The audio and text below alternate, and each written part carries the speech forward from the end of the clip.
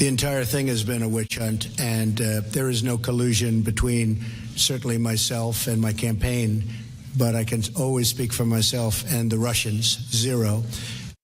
President Trump continues to deny everything about the Russia investigation. He calls it a hoax, he calls it a witch hunt, he calls it fake news.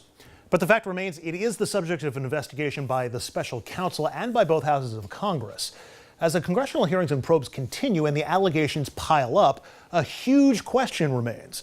Will all the dots connect, or is it all smoke and no fire? It is going to be a while until we know those answers.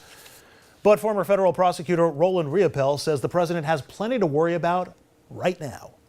Roland, it is a line we've heard a lot from the president, from the White House, the president's supporters, even members of Congress, that there is no evidence of collusion between the Trump campaign and Russia. You disagree with that assessment. Why? Yes, I do. I think there's actually significant circumstantial evidence of collusion. There is no direct evidence that we're aware of yet that there is collusion, but it's very common in federal courts all across this country for juries to be instructed that the way a particular defendant acts after committing a crime can itself be circumstantial evidence of a guilty mind, a guilty intent, and in fact the commission of that crime. A good example of that, for example, is destroying evidence relating to the crime. People don't do that unless they're guilty. In this case, President Trump's disinterest in the Russian hacking, his denial, his false denial of the Russian hacking, these are the types of evidence that would be admissible against him in a criminal case in this country to prove that there was, in fact, collusion. People don't act like that unless they have something to hide. So that could be used in a trial, that could be used to determine his defendant's guilt or innocence. What's the impact of that kind of circumstantial evidence at this point in an investigation like this one?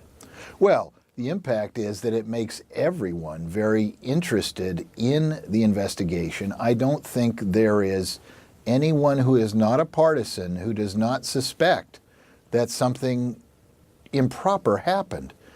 Essentially what happened here is you came home and you caught your kid with a bunch of cookie crumbs on the front of him, and all the cookies are out of the jar, and the kid is denying that he touched the cookies.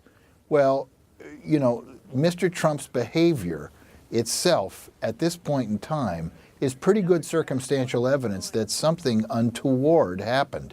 He's desperate to distract us from the investigation of his conduct and the conduct of his associates. But Roland, on a very simple level, somebody at home may say to themselves, you know, you're basically saying somebody who acts like they're guilty is guilty, or at least merits being investigated. By that standard, I could call for the investigation of everybody I was on the subway with this weekend. I mean, isn't that a fairly low standard? It is not that low a standard when you have clear criminal conduct already committed. Look at what happened with General Flynn. There is a man who committed a crime by not disclosing his relationship with the Russians and with other foreign powers. Look at what's happened with Paul Manafort, who apparently committed a crime by not disclosing his association with Ukrainians and the Russians. With that in hand and Mr. Trump's guilty behavior, you've got all the ingredients for a full-blown investigation, and indeed already some evidence that there may well have been collusion here. Given the latest information that we have, including on Manafort, who reportedly accepted $17 million from pro-Russian Ukrainian groups, Roger Stone is now set to testify in private in the House, and what we know of Mueller's team investigating here, including the expert on fraud and foreign bribery and flipping suspects. Do you get a sense of where this investigation is focused on and what they're looking at? I'm sure it will be focused on the financial transactions between members of Trump's team and the Russians.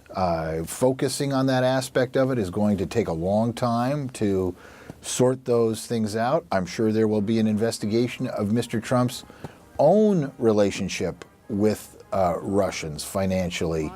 His son has been quoted as saying that much of the money that Mr. Trump's businesses receive comes from the Russians.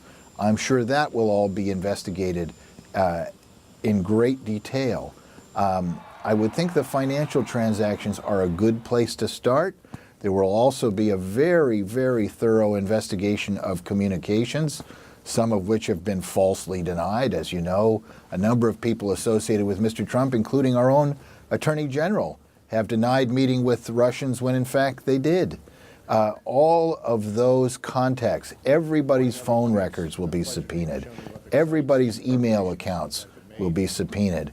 All of that material will be examined in great detail to establish exactly how much contact there was, what it was, and how often, when it happened, compared to the campaign itself and the WikiLeaks and all that kind of thing.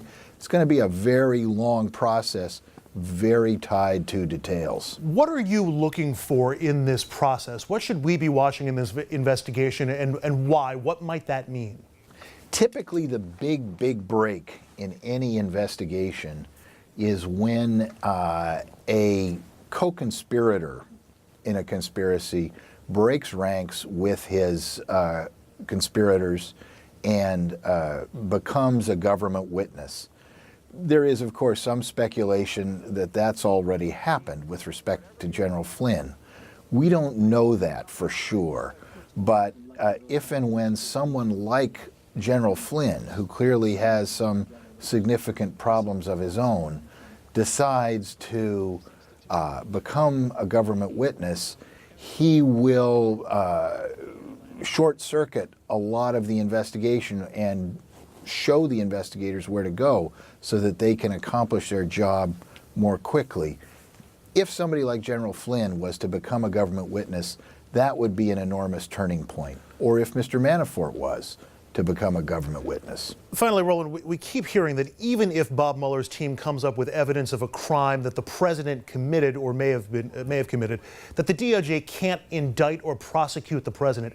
Is that true? Is that set, or is that just policy? And if that is true, are there other options? Could a state attorney general pick up the Mueller investigation and try to prosecute the president? I don't believe that if the president has committed a crime, he is immune from prosecution in every case. He will certainly be impeached if it is clear he has committed a crime by colluding with the Russians. But as I recall it, we fought a war about this issue way back in 1776. We did not want a king in this country, and kings are immune from prosecution. I'm not convinced that a president who commits a crime would be immune from prosecution, depending on the type of crime committed. He could prevent the Department of Justice from prosecuting him, but if the Congress was convinced that a crime was committed, they could enact a law, appoint a special prosecutor to investigate and bring the case, and I believe then they could prosecute him, cause him to be prosecuted. Although I think Americans overwhelmingly trust the judicial system, both prosecutors and the courts, more than they do Congress at this point. Roland Riopelle, former federal prosecutor, really appreciate the insight. Thanks for a few minutes. Pleasure to be here. And up next, a check of your Hudson Valley headlines. Stay with us.